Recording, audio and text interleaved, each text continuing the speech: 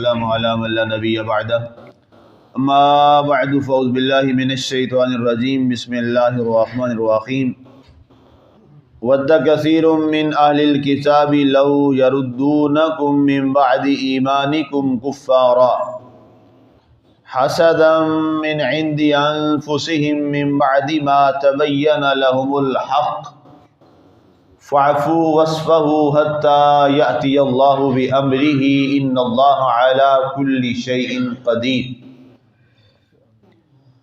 اہل کتاب میں سے بہت سے لوگوں نے چاہا کہ تمہیں تمہارے ایمان لانے کے بعد کسی طرح کفر کی طرف پھیر دیں۔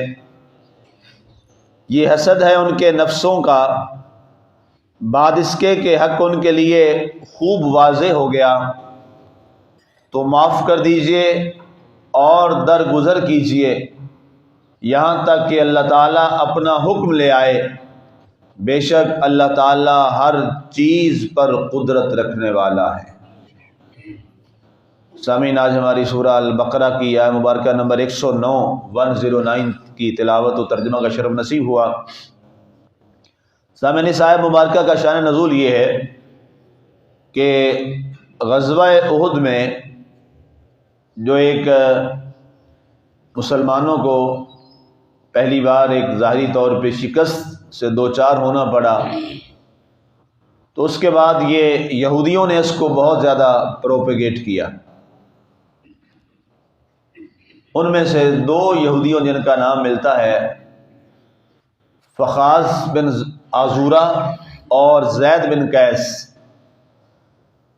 یہ حضرت عمار بن یاسر رضی اللہ تعالیٰ عنہ اور حذیفہ بن یمان سے ملے اور کہنے لگے کہ دیکھو تمہارے معاملات جو ہیں وہ بڑے اس دفعہ عجیب ہوئے اور تم شکست سے دوچار ہو گئے، اور اس کے بعد تمہارے لیے بڑی آزمائش آئی، تو ظاہر ہے تم ہمارے قریبی ہو، ہمارے ملنے والے بھی ہو، آپ کا اور ہمارا تعلق بھی ہے۔ پہلے حضرت عمار بن یاسر سے کہا تو ہم آپ کو دعوت دیتے ہیں آپ واپس آ جائیں، ہمارے پاس آ جائیں، آپ چھوڑ دیں اسلام کو اور آپ موسیٰ علیہ السلام کے دین پر آ جائیں، مذہب پر آ جائیں۔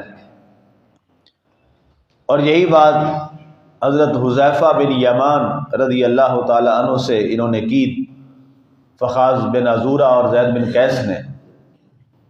تو اس پر دونوں صحابہ نے ایک لمحہ کا توقف اور سوچے سمجھے بغیر فوری طور پہ انہوں نے یہ کہا، ہمیں قسم ہے اللہ کی اور اس کے خالق اور مالک ہونے کی، ہم اللہ کے رب ہونے پر راضی ہو گئے، ہم جناب رسالت مآب حضرت محمد رسول اللہ صلی اللہ علیہ وسلم کے نبی ہونے پر راضی ہو گئے اور اپنے دین اسلام کے ساتھ راضی ہو گئے، اور اللہ کی طرف سے نازل کردہ جو ہماری کتاب قرآن پاک ہے اس کے حق اور سچ ہونے پر ہم راضی ہو گئے۔ اے فخاذ اور اے زید، تم تو یہ ایک بات کرتے ہو جس میں ہمیں کچھ نہیں ہوا، ہم زندہ ہیں، تھوڑی بہت ظاہر ہے یہ لڑائی اور جنگ اور جہاد کا یہ حصہ ہے، اگر ہمارے جسم کے ٹکڑے ٹکڑے بھی کر دیے جاتے اور ہمیں ٹکڑوں ٹکڑوں میں کاٹ کر تقسیم کر دیا جاتا تو پھر بھی ہمارے ٹکڑوں سے بھی صدائے لا الہ الا اللہ محمد رسول اللہ ہی بلند ہوتی۔ اب یہ اس ایمان کامل کے خوبصورت تذکرے یہودیت کی جڑوں کو انہوں نے ہلایا۔ اب یاد رکھیے، اہم ترین جو توجہ طلب بات ہے وہ یہ ہے کہ کبھی نظریات ہتھیاروں سے اور ٹینکوں سے نہیں جیتے جاتے۔ کچھ جنگیں ایسی ہوتی ہیں جو ہتھیاروں سے لڑی جاتی ہیں، یہ چھوٹی جنگ ہے۔ بڑی جنگ وہ ہے جو نظریات کی جنگ ہوتی ہے، وہ بہت بڑی جنگ ہے، وہ آپ ایٹم بم سے بھی کسی کی نہیں بدل سکتے۔ اب یہ وہ صحابہ کرام رضوان اللہ تعالی علیہم اجمعین تھے یہ وہ عظیم ہستیاں تھیں کہ جنہوں نے یہ بات ثابت کر کے دکھائی، اور اس بات کو انہوں نے دنیا کے سامنے ثابت کیا کہ تم تو یہ ہتھیار، تلواریں، شکست، فتح، یہ تو بہت چھوٹی چیز ہے، اگر ہمارے جسموں کے ٹکڑے بھی کر دیے جائیں تو ہماری عقل و فہم و سوچ اور نظریہ وہی ہے جو ہمیں تاجدار عرب و عجم محمد مصطفیٰ صلی اللہ علیہ وسلم نے عطا فرما دیا ہے۔ اور یہ بات طے ہے کہ عالم کفر نے اپنا مزاج بدلا ہے، اس نے اپنے ہتھیار بدلے ہیں۔ اس نے کہا کہ یہ تلواروں سے یہ نہیں مریں گے، نہ یہ ختم ہوں گے، نہ ان کی یہ محبت کم ہوگی، ان کے ساتھ اعصابی جنگ کرو، ان کے اعصاب کے ساتھ جنگ کرو، تاکہ ان کے دلوں سے کسی انداز سے ایک جس بنیاد پر یہ آگ میں بھی کود جاتے ہیں، دریا میں بھی کود جاتے ہیں، بپھرے ہوئے سمندروں میں بھی کود جاتے ہیں، وہ ہے محبت رسول صلی اللہ علیہ وسلم، ان کے سینوں سے وہ نکال۔ اور اس میں وہ بڑی حد تک کامیاب جا رہا ہے اعصابی جنگ کے ذریعے۔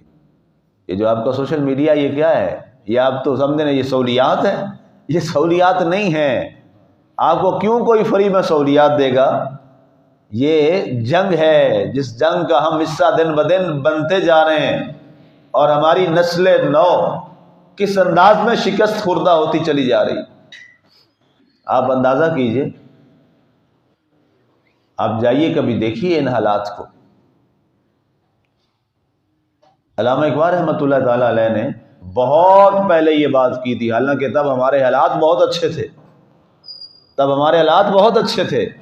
اگر علامہ آج زندہ ہوتے تو شاید وہ اپنا سر پٹخ لیتے کہ اس موقع پر علامہ نے یہ کہا تھا کہ انہوں نے، یہود و نصارہ نے مل کے، ان کے تھنک ٹینک نے یہ فیصلہ کیا تھا کہ یہ جنگوں سے تو نہیں ہم ان کو شکست دے سکتے، کوئی نظریات کی جنگ ایسی چلائی جائے کہ انہیں شکست دی جائے۔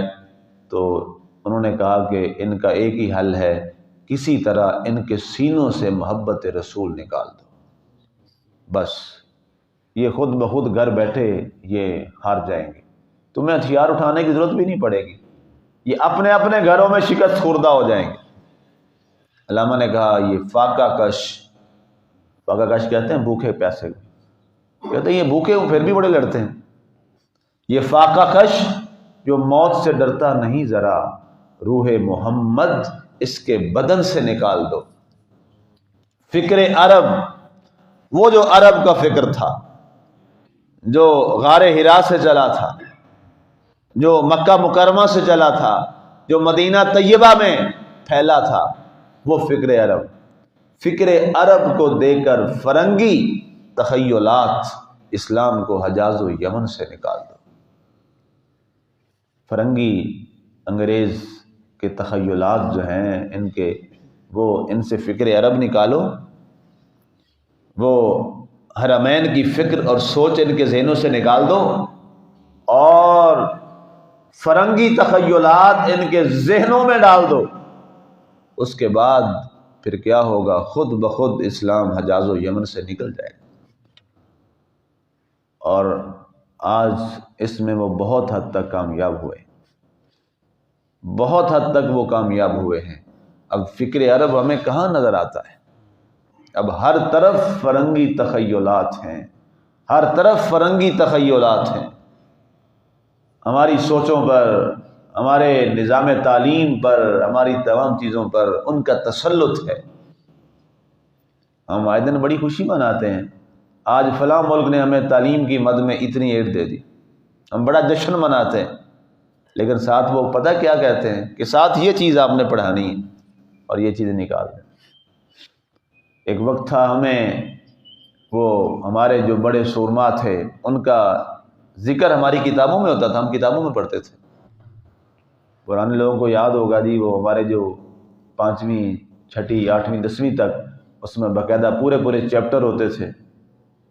حضرت قائد اعظم محمد علی جناح، علامہ محمد اقبال رحمۃ اللہ علیہ، حضرت داتا گنج بخش رحمۃ اللہ علیہ، حضرت داتا گنج شکر یہ اور حضرت بابا فرید رحمۃ اللہ علیہ، ان کا کردار، حضرت شیخ عبد القادر جیلانی رحمۃ اللہ علیہ، ان کا وہ مشہور واقعہ جو جھوٹ اور سچ والا، ہم سب نے پڑھا ہوا ہے، نئے بچوں کو پتہ ہی کیوں نہیں وہ کیا ہے، کتنا وہ کمال کا واقعہ تھا، ان کی سیرت کا، ان کی شخصیت کا، کردار کا۔ اس طرح کے اور بڑے، سلطان محمود غزنوی پورا چیپٹر ہوتا تھا، صلاح الدین ایوبی کا پورا چیپٹر ہوتا تھا، ہم نے سب کو یہ کتابوں میں پڑھی یہ چیزیں، محمد بن قاسم کا پورا چیپٹر ہوتا تھا، یہ سارے آپ لوگوں کو یاد ہوگا، پرانے قاعدوں میں یہ چیزیں ہوتی تھی۔ آج ان میں سے کوئی ایک نام آپ کو کبھی ملا ہے؟ نہیں ہے۔ جی حضرت عمر والا عدل و انصاف ہوتا تھا، یہ سارے اسباق ہوتے تھے، وہ کدھر گئے؟ کبھی غور کیا ہے؟ وہ کیوں نکال دیے گئے؟ اب اس کی جگہ جناب کسی انگریز کا نام لکھا ہوتا ہے، کسی ہندو کا نام لکھا ہوتا ہے، پتہ نہیں کن کن کے نئے نام آ گئے۔ کیوں؟ ہمیں اپنے پرکھوں سے دور کیا گیا، ہمیں اپنے ماضی سے الگ کیا گیا۔ اور اب نیا جو ہمارے نوجوانوں سے میں نے یہ خود جملہ سنا کہ جی اب تو وہ جو یہ سلطان محمود غزنوی اور یہ سارے یہ تو بدماش تھے۔ یہ ایف ایس سی کے بچے سے میں نے یہ لفظ سنا۔ کیوں؟ یہ جملہ ہندوستان کا ہے، ہندوستان میں یہ پڑھایا جاتا ہے کہ یہ سارے یہ تھے، یہ ٹیررسٹ تھے، شہاب الدین غوری، صلاح الدین ایوبی، سلطان محمود غزنوی، یہ سارے کیا تھے؟ یہ ٹیررسٹ تھے۔ یہ باقاعدہ انڈیا میں پڑھایا جاتا ہے، ان کی کتابوں میں، سلیبس میں۔ اب وہی باتیں کہاں تک پہنچ گئیں؟ مسلمانوں کی جو نظریاتی ریاست ہے پاکستان کے طالب علم نے یہ جملہ بول دیا۔ یہ غور طلب چیزیں ہیں، یہ ہمیں غور کرنا ہے، سمجھنا ہے۔ ہم اپنے ماضی سے کٹتے چلے جا رہے ہیں۔ ہمارے یہ ماضی کے لوگ تھے جن کا قرآن نے ذکر کیا ہے، آج قرآن نے ان کے ذکر کو محفوظ کیا ہوا ہے کہ انہوں نے کہا ہمارے جسم کے ٹکڑے بھی ہو جائیں تو ہم تمہاری کیا، ہم تو پھر بھی نام محمد پہ قربان ہو جائیں گے۔ اور یہی اصل چیز ہے۔ حفیظ جلندری نے کہا تھا نا، محمد کی محبت دین حق کی شرط اول ہے، اسی میں ہو خامی تو ایمان نامکمل ہے۔ ایمان تو ہے ہی ہے، ایمان تو ہے ہی ہے۔ اب جب یہ انہوں نے بات کی، اس کے بعد سیدھا یہ گئے بارگاہ رسالت مآب صلی اللہ علیہ وسلم نے، اور جا کے عرض کیا کہ فدا کا بھی و امی یا رسول اللہ، حضور ہمارے ماں باپ آپ پہ قربان ہو جائیں۔ آج ہم سے فخاذ بن عزورہ اور زید بن قیس نے یہ بات کی ہے، تو آقا کریم علیہ السلام نے فرمایا مبارک ہو، اللہ نے اس سے پہلے جبریل کے ذریعے مجھے یہ بات بتلا دی ہے اور یہ آیہ مبارکہ نازل فرمائی ہے۔ اور یہ آیہ مبارکہ کیا ہے؟ فرمایا اہل کتاب یہ چاہتے ہیں کہ کسی طرح تمہیں ایمان لانے کے بعد کفر میں اور یہودیت میں دوبارہ لے آئے۔ ہم اندازہ کیجئے اللہ کو ان کے یہ جملے کتنے پسند آئے، کتنے پسند آئے کہ اللہ نے قرآن کی آیت نازل فرما دی۔ سبحان اللہ، سبحان اللہ۔ حضرت حذیفہ بن یمان اور حضرت عمار بن یاسر رضی اللہ تعالیٰ عنہ، کیا ان کا مقام اور درجہ ہے۔ فرمایا کہ یہ چاہتے ہیں کہ تمہیں دوبارہ لوٹا دیں ایمان لانے کے بعد کفارا، کفر میں، حسدن من عند انفسہم، اس لیے کہ انہیں حسد ہے اپنے نفسوں سے، اپنی جانوں سے، حالانکہ من بعد ما تبین لہم الحق، ان سب کے سامنے اللہ نے حق کو بیان کر دیا ہے، حق آ چکا ہے، حق ظاہر ہو چکا۔ اور اس کے بعد بھی اگر کوئی شخص حق سے منہ پھیرتا ہے تو فرمایا پھر یہ طریقہ یہود و نصارہ کا ہے، یہ طریقہ یہود و نصارہ کا ہے۔ فاعفو واصفحوا، اے نبی صلی اللہ علیہ وسلم آپ ابھی معاف کیجیے اور ابھی آپ درگزر کیجیے، حتیٰ یأتی اللہ بامرہ، اللہ ان کے بارے خود ہی ایک فیصلہ کرے گا، اللہ اپنا ایک فیصلہ اور حکم لے کے آئے گا۔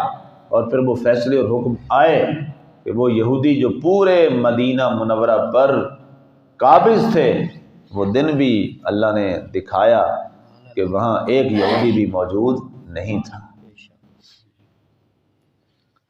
اب یہ سوچنے والی چیزیں ہیں، وہ آج بھی اپنے اس نظریے سے پیچھے نہیں ہٹے۔ یہودی آج بھی کہتے ہیں ہم نے مدینہ منورہ پہ اٹیک کرنا ہے، ہم نے حاصل کرنا ہے۔ ان کے مذہبی لوگ آج بھی یہ بات کرتے ہیں اپنے حلقوں میں کہ یہ ہمارا علاقہ ہے، لیکن اللہ کے نبی صلی اللہ علیہ وسلم نے یہ ارشاد فرمایا تھا، فرمایا یہ جس دجال پر بنیاد کر کے بیٹھے ہیں نا، دجال پر، کہ وہ آئے گا اور یہاں پر سب تیس نیس کر کے پھیل جائے گا، فرمایا پوری دنیا میں دجال پہنچے گا لیکن مکہ مکرمہ میں بھی نہیں داخل ہو سکے گا، مدینہ منورہ میں بھی داخل نہیں ہو سکے گا۔ یہ ضمانت آپ دے کے گئے، اس لیے یہ تو ان کے یہ تو خواب نہیں پورے ہو سکتے۔ یہ جو بھی کر لیں، آج آل سعود کو جتنا اپنے ہاتھوں میں لے لیں اور وہ ان کے ہاتھوں میں ہیں، جتنا بھی ہو جائے، یہ طے ہے کہ یہ جملہ وہ فرما گئے ہیں جو ساری کائنات کے صادق اور امین ہیں، حرمین میں کبھی یہ نہیں جا سکیں گے انشاءاللہ۔ انشاءاللہ ان حرمین کی حفاظت خود اللہ اور اس کا رسول فرما رہے ہیں، ان اللہ علی کل شیء قدیر، بے شک اللہ ہر چیز پر قادر ہے، بے شک اللہ ہر چیز پر قادر ہے۔ اس لیے ہم سب کی یہ ذمہ داری ہے، جہاں جہاں موجود ہیں ہمیں اپنی وہ ذمہ داری پوری کرنی چاہیے۔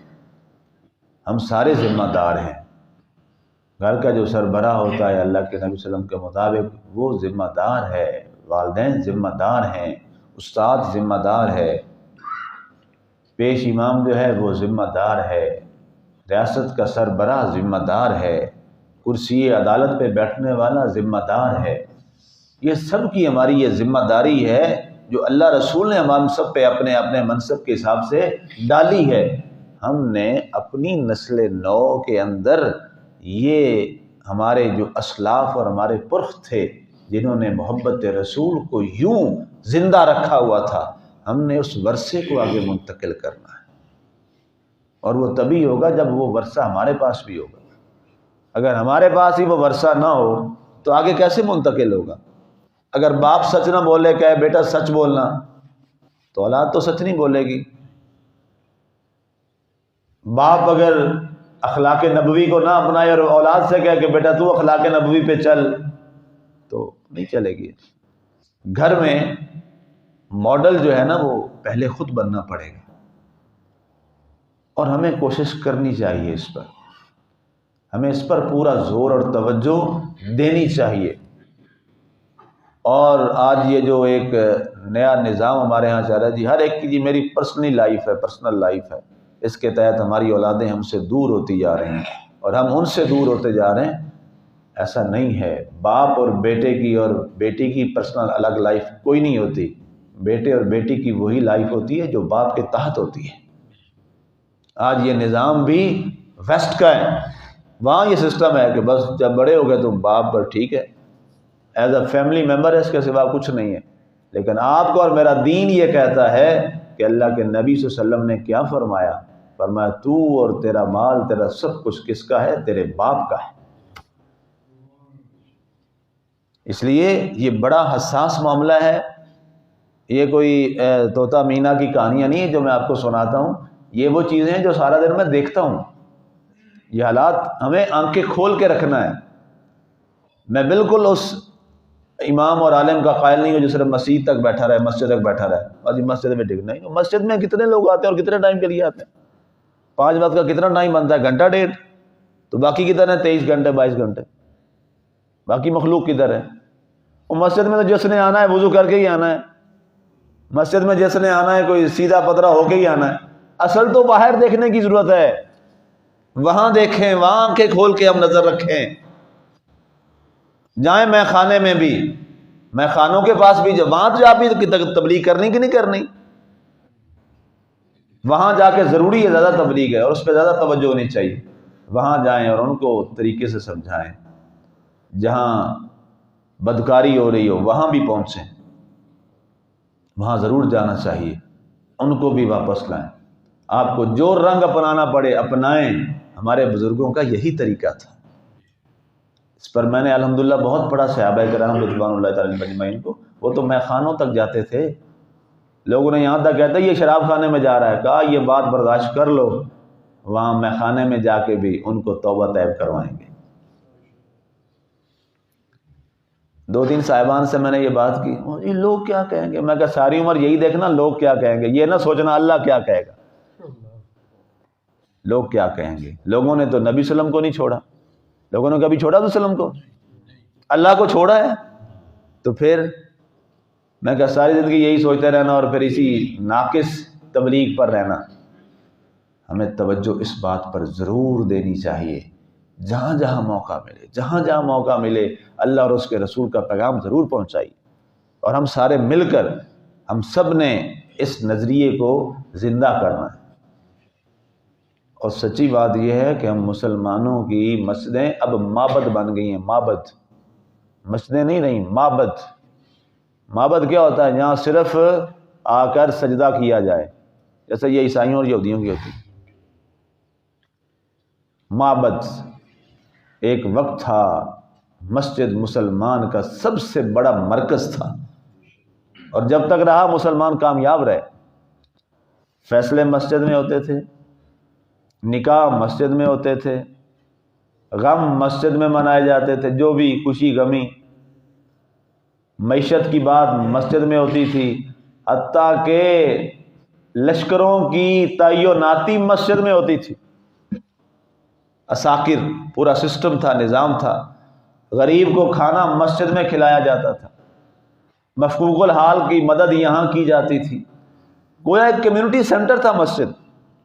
جب قحط پڑتا تھا تو سب سے اہم ترین، سب سے پہلے جو آ کے اناج تقسیم ہوتا تھا وہ کہاں پہ ہوتا تھا؟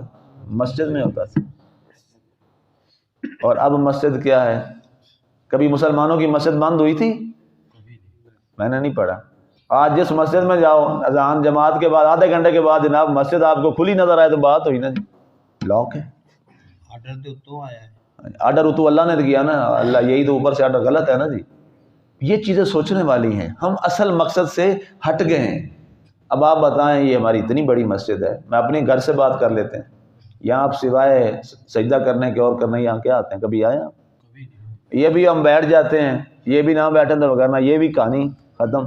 اب یہ درس کہاں ہو رہے ہیں؟ کدھر ہو رہے ہیں؟ کوئی نہیں۔ تو اس لیے یہ ایک جہاد ہے، یہ ایک جہاد ہے، اور یہ لوگوں کو برا بھی لگتا ہے۔ میری برائی یہی ہے جو میں کر رہا ہوں، سچ کہتا ہوں، اور یہ تو ہونی ہی ہونی، ٹھیک ہے جی؟ چونکہ یہ نہیں دیکھنا لوگ کیا مجھے کہیں گے، میں نے یہ دیکھنا ہے میرا اللہ مجھے کیا کہے۔ لوگوں کی کوئی پرواہ نہیں، کبھی کسی کا جواب ہی نہیں دیا، نہ دینا ہے۔ میرا منصب ہی یہ نہیں ہے، میرا منصب یہ ہے حق بات کرو۔ اس لیے آپ میرے دست و بازو بنیں، جہاں بیٹھیں، دکان پہ بیٹھیں، دفتر میں بیٹھیں، گاڑی میں بیٹھیں، آپ ریڑھی پہ بیٹھے ہیں، آپ شاپ پہ بیٹھے ہیں، آپ چوک میں بیٹھے ہیں، آپ کسی محفل میں بیٹھے ہیں، وہاں ضرور اللہ رسول کی بات کریں، وہاں ضرور تبلیغ کی بات کریں۔ جب آپ یہ کریں گے تو انشاءاللہ مجھے یقین ہے کہ ایک دن آئے گا کہ ہمارا یہ پیغام پہنچ ہی جائے گا۔ بندہ ایک ہی چلتا ہے نا جی، آہستہ آہستہ پھر اللہ تعالیٰ رونق لگا دیتا ہے، پیغام آگے پہنچ جاتا ہے۔ اللہ ہمیں قرآن کے ساتھ جڑے رہنے کی توفیق دے، اللہ ہمیں صاحب قرآن کے ساتھ جوڑے، اور ہمیں ان ہستیوں کے ساتھ جنہیں صحابہ کرام کہتے ہیں، ان کے اس طریق پر ہمیں زندگی گزارنے کی توفیق عطا فرمائے۔ آمین۔ وما علینا الا البلاغ المبین۔